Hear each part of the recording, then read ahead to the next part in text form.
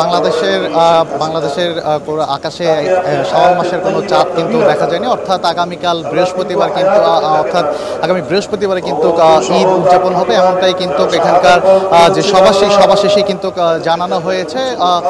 সন্ধ্যা 6টার মাগরিবের পরে কিন্তু মূলত মাগরিবের পরে কিন্তু এখানে যে একটি বৈঠক বসেছে চাঁদ দেখার কমিটি, জাতীয় চাঁদ দেখার কমিটি কিন্তু এখানে একটি বৈঠক হয়ে বসেছে এবং বৈঠকে বসার পরেই কিন্তু মূলত তারা ঘণ্টাখানিক বৈঠকের পরেই তারা মূলত এই সিদ্ধান্তটি জানিয়েছে। বাংলাদেশের আকাশে শাওয়াল মাসের কোথাও চাঁদ দেখা যায়নি। পবিত্র ঈদ উল ফিতর আগামী বৃহস্পতিবার অর্থাৎ 11ই এপ্রিল উদযাপন করা হবে, এমনটাই কিন্তু বৈঠক শেষে কিন্তু জানানো হয়েছে। বাইতুল মোকাররমের ইসলামিক ফাউন্ডেশনের সভাকক্ষে শুরু হওয়া জাতীয় চাঁদ দেখা কমিটির সবার সভাপতিত্ব করেন আল্লাজ মোহাম্মদ ফরিদুল হক খান, যিনি কিন্তু কিছুক্ষণ আগেই বৈঠক শেষে কিন্তু সাথে সাথে তিনি এখানে প্রেস ব্রিফিং করেছেন এবং প্রেস ব্রিফিংয়ের মাধ্যমে কিন্তু মূলত তিনি জানিয়েছে যে আগামীকাল আজ কিন্তু দেশের আকাশে কোথাও চাঁদ দেখা যায়নি এবং সেই সঙ্গে আগামী বৃহস্পতিবার কিন্তু এই চাঁদ উদযাপন হবে।